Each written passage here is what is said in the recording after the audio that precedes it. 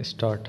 महोदय, आज यह पहला अवसर है जबकि विरोधी दल के सदस्य को वित्त विधेयक पर अपने विचार स्वतंत्र रूप से प्रकट करने का अवसर मिला है। इसके लिए मैं आपका बहुत आभारी हूँ।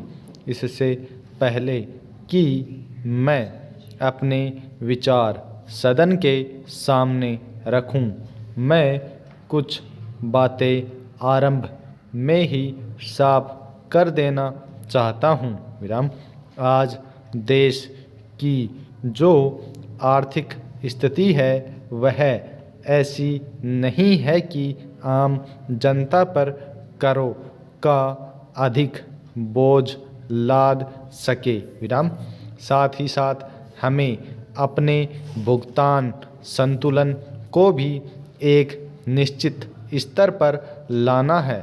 इस दृष्टि से वित्त मंत्री महोदय ने जो उपाय बताए हैं, मैं उनसे पूरी तरह से संतुष्ट नहीं हूँ। विराम।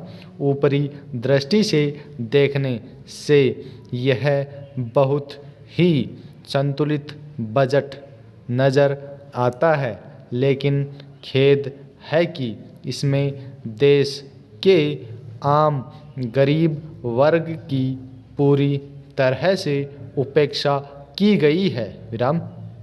अच्छा तो यह होता कि मंत्री महोदय करों को बढ़ाने के स्थान पर सरकारी खर्च तथा सरकारी शानो शौकत में कुछ कमी लाने के उपाय सुझाते। विराम।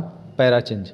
आमतौर पर यह समझा जाता है कि हम विरोधी दल वाले केवल सरकारी कार्यों की आलोचना करना ही जानते हैं, इसके सिवा और कुछ नहीं। विराम।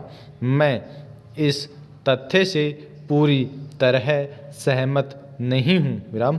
हम लोग जनता के प्रतिनिधि हैं। यदि हम ही जनता की भलाई की बात नहीं करेंगे तो और कौन करेगा। प्रश्नवाचक। वर्तमान परिस्थिति के संदर्भ में जो सार्वजनिक वितरण प्रणाली को मजबूत बनाने की बात इस बजट में कही गई है, उसका स्वागत किया जाएगा। विराम। आज देश के हर भाग से आम आवश्यकता की वस्तुओं की कमी महसूस की जा रही है। इसका एकमात्र कारण वितरण व्यवस्था का अभाव है। विराम। प्रधानमंत्री जी ने स्वयं इस बात को स्वीकार किया है कि देश की सार्वजनिक वितरण प्रणाली को मजबूत बनाया जाएगा। जो धनराशि इस काम के लिए बजट में रखी गई है वह ही काफ़ी नहीं है। विराम। अच्छा होता कि खाद्य तथा नागरिक आपूर्ति मंत्री की अध्यक्षता में एक समिति का गठन किया जाता, जो संसद द्वारा दिए गए अधिकारों का उपयोग करके सार्वजनिक वितरण प्रणाली को मजबूत बनाने के लिए स्थायी एवं कारगर उपाय सुझाती। विराम। भारत एक विकासशील देश है और यहाँ पर आर्थिक उन्नति की काफ़ी ज़्यादा संभावनाएं हैं। विराम।